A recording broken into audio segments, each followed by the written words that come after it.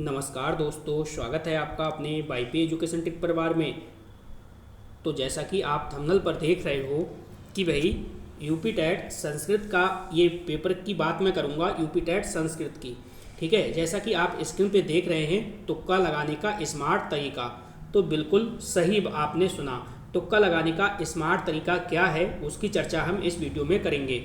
तो देखिए, कभी कभी क्या होता है कि संपूर्ण तैयारी करने के बावजूद भी एग्ज़ाम हॉल में बैठते हैं तो हमारा पढ़ा हुआ जो है वो नहीं फंसता है और हमें तुक्का लगाने पे क्या है, मजबूरी हमारी हो जाती है कि हमें तुक्का लगाना पड़ता है।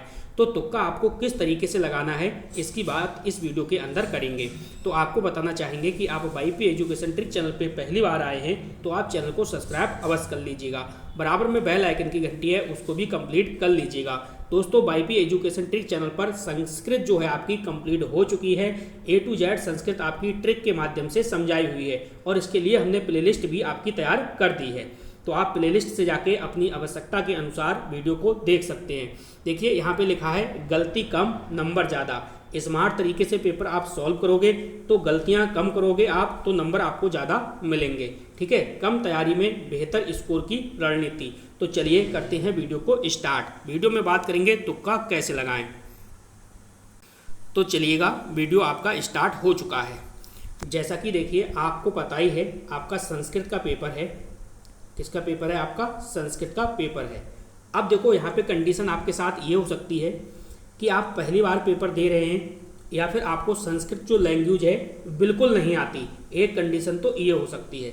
दूसरी कंडीशन आपके सामने ये हो सकती है कि संस्कृत के आपको कह सकते हो कि 40% का सिलेबस आता है और 60% सिलेबस नहीं आता है।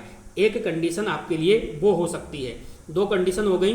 तीसरी कंडीशन ये हो सकती है संस्कृत आपको बहुत अच्छे से आती है। संस्कृत आपको बहुत अच्छे से आती है, एक कंडीशन ये हो सकती है। तो ये वाली कंडीशन के जो बच्चे हैं उनके लिए ये वीडियो नहीं है। किनके लिए वीडियो है? जिनके लिए संस्कृत बिल्कुल नहीं आती और संस्कृत नहीं आती है फिर भी वो संस्कृत में अच्छा स्कोर करना चाहते हैं, उनके लिए वीडियो है। और जिनको 40% संस्कृत आती है, मान लो 40% संस्कृत का सिलेबस है, कंप्लीट कर लिया है, तो ये वीडियो उनके लिए होने वाली है। तुक्का कैसे लगाना है समझो। जैसे देखो, मान लो आप अगर आप कितने भी कमज़ोर हैं संस्कृत में, बात सिर्फ और सिर्फ संस्कृत की मैं कर रहा हूँ। संस्कृत में आप कितने भी कमज़ोर हैं, ठीक है, आपको कुछ भी नहीं आता, तो भी मैं कह सकता हूँ 7 से 8 क्वेश्चन आपके 100% सही हो जाएंगे। क्योंकि पेपर जो है वो इस हिसाब से बनता है, 3 फॉर्मेट में पेपर तैयार होता है। एक 7 से 8 क्वेश्चन ऐसे होंगे बिल्कुल सिंपल होंगे और 10 से 20 के बीच में मीडियम क्वेश्चन होंगे और 20 से 30 में थोड़े जो हार्ड जो क्वेश्चन हैं वो हार्ड लेवल के होंगे। वो क्वेश्चन उसी बच्चे से हिलेंगे जिसने प्रॉपर पढ़ाई की है। तो 7 से 8 जो क्वेश्चन हैं ये तो हर किसी को आसानी से बच्चा बना लेगा, चाहे वो कमज़ोर बच्चा हुआ, मीडियम हुआ या फिर हाई वाला हुआ। 7 से 8 क्वेश्चन आपके पक्का समझो संस्कृत के हो गए। अब देखो, आपको पासिंग कितने में करना है।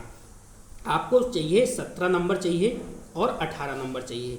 ठीक है, 17 से 18 नंबर पे पास आप हो जाओगे संस्कृत के अंदर।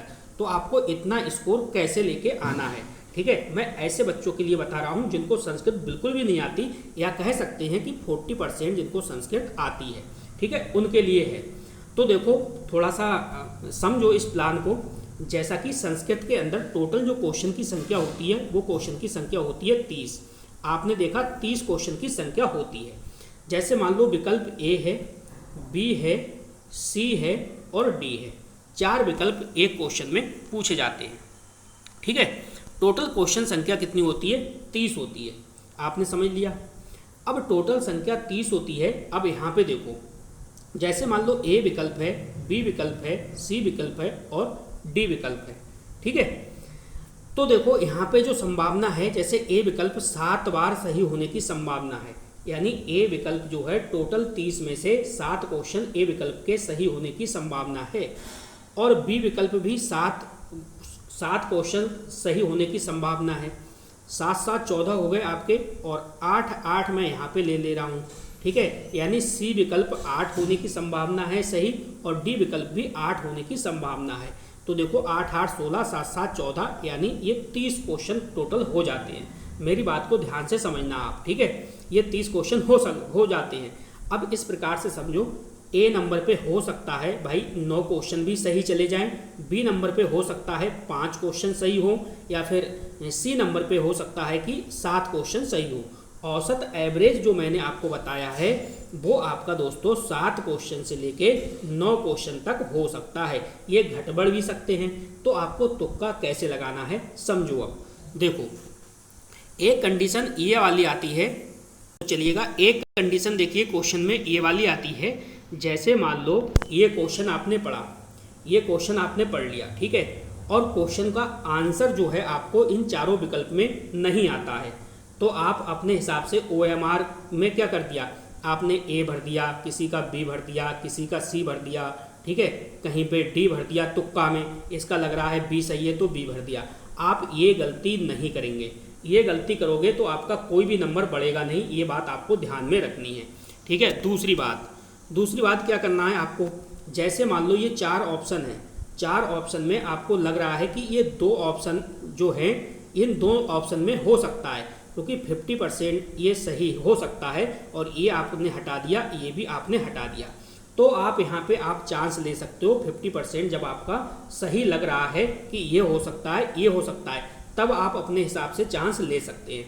अगर आपको लग रहा है कि इसका मुझे कोई भी जवाब नहीं आता, कि इसका कोई भी आंसर मुझे नहीं आता, कौन सा सही है, ठीक है, तो आप इस तरीके से तुक्का नहीं लगाएंगे, क्योंकि एक ऑप्शन सही होने की गारंटी कितनी है, 25% है। और दोस्तों जो 25% मतलब सही होने की संभावना रहती है, और 75% आपका जो जवाब है वो गलत ही होगा, क्योंकि 3 ऑप्शन तो गलत हैं और 1 सही है, तो तुक्का में आपका 25% सही हो सकता है, और रॉन्ग जाएगा तो 75% आपके रॉन्ग जाने की संभावना है।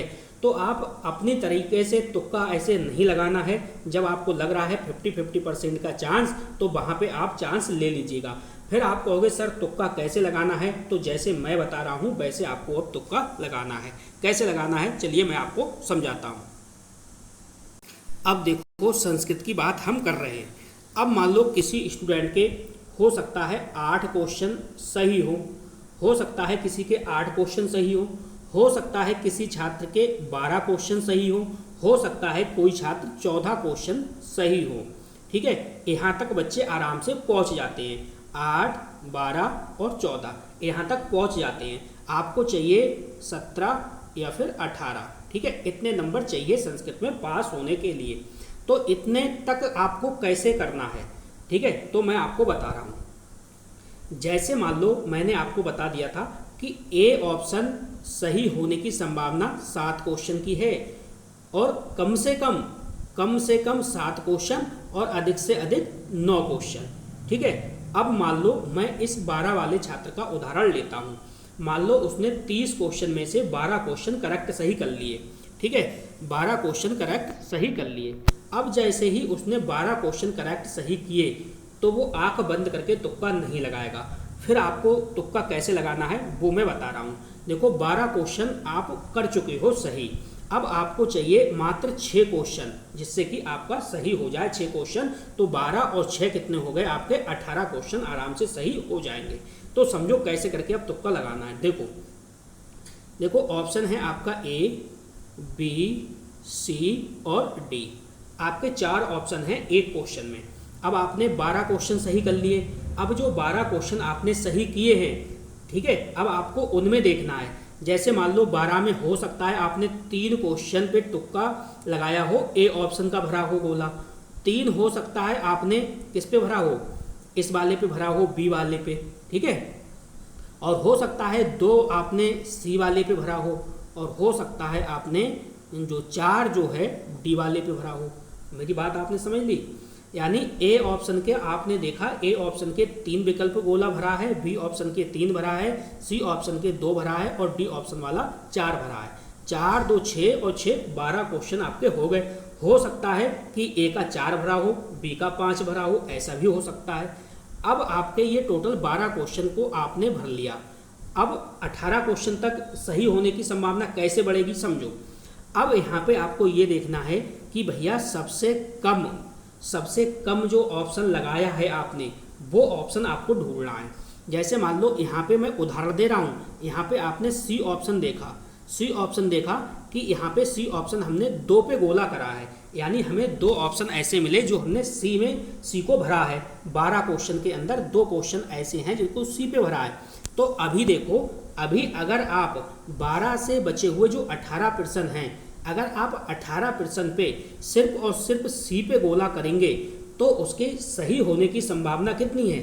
सही होने की संभावना दोस्तों 6 से 7 क्वेश्चन सही होने की संभावना है, कम से कम 6 से 7। ठीक है, अगर 8 क्वेश्चन होंगे तो 7 6 बढ़ जाएंगे, और 9 क्वेश्चन बनेंगे तो आपके 7 बढ़ जाएंगे। तो देखो 12 और 6 18 और 12 7 19, इस प्रकार से आपका स्कोर बढ़ जाएगा।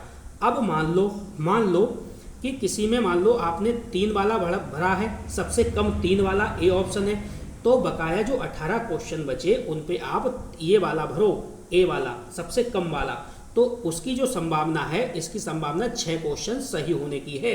12 आपके सही थे, 6 इसमें और जोड़ लो, 12 6 18 पे आप पहुंच जाओगे। और अगर आप अपनी मर्जी से तुक्का लगाओगे, अगर आपको 4 ऑप्शन दिए हैं क्वेश्चन में, ए बी सी और डी, 4 ऑप्शन क्वेश्चन में दिए हैं और क्वेश्चन आपको आता नहीं है, अगर आप अपनी मर्जी से तुक्का लगाएंगे, आंखें बंद करके लगाएंगे, किसी में आपने बी भर दिया, किसी में सी भर दिया, किसी में ए भर दिया, किसी में डी भर दिया, तो मैं गारंटी के साथ कह रहा हूँ संस्कृत में पास नहीं होंगे, संस्कृत में फेल होंगे। ठीक है, अब आप मेरी बात पे विश्वास नहीं करिएगा, मैं यही बात आपसे कह रहा हूँ, आप मेरी बात पे विश्वास ना करो, क्योंकि पहले इस्तेमाल करो फिर विश्वास करो। कोई भी प्रैक्टिस सेट है, उस प्रैक्टिस सेट को आप लगाओ और बार बार यही जो ट्रिक मैं बता रहा हूँ इसको यूज करो, इस ट्रिक को यूज करो, फिर आप देखो कि आपके नंबर बढ़ रहे हैं या फिर घट रहे हैं। पहले आप अपने हिसाब से तुक्का लगाना, जैसे ए पे लगा दिया, कभी बी पे, कभी सी पे, कभी डी पे, इस प्रकार से तुक्का लगा के देखना। फिर जो मैं आपको फंडा बता रहा हूँ, मेरे फंडे के अनुसार आप तुक्का लगाना, जैसे ए बी सी और डी। मान लो किसी के 12 से 16 तक सही हैं, तो सही में आपको ये ढूंढना है सबसे कम विकल्प कौन सा लगाया है, सबसे कम विकल्प कौन सा लगाया है, जितने भी बचे क्वेश्चन हैं उस पर आप सबको सबसे कम वाले पे गोला भर देना है। ठीक है, भर देना है। इस ट्रिक को आप यूज करोगे तो आराम से आपके 5 से 6 नंबर आराम से बढ़ जाएंगे। आंखें बंद करके आप ऐसा करोगे तो बढ़ जाएंगे, गारंटी के साथ मैं कह सकता हूं। तो आप पहले आप प्रैक्टिकली चीज़ों को सीखिएगा, प्रैक्टिस करिएगा और फिर मेरी बात को मानना, ऐसे मेरी बात को मत मानना, क्योंकि अभी आपके पास समय है। तो आप पहले प्रैक्टिस सेट लगाइए और उसमें देखिए जो मैं आपको बता रहा हूं वो सही है या नहीं है। तो बस इस वीडियो में इतना ही था, ऐसे ही तुक्का लगाना है तो आप आराम से संस्कृत में पास हो जाएंगे। तो वीडियो देखने के लिए आपका बहुत बहुत धन्यवाद, मिलते हैं नेक्स्ट वीडियो में। Thank you.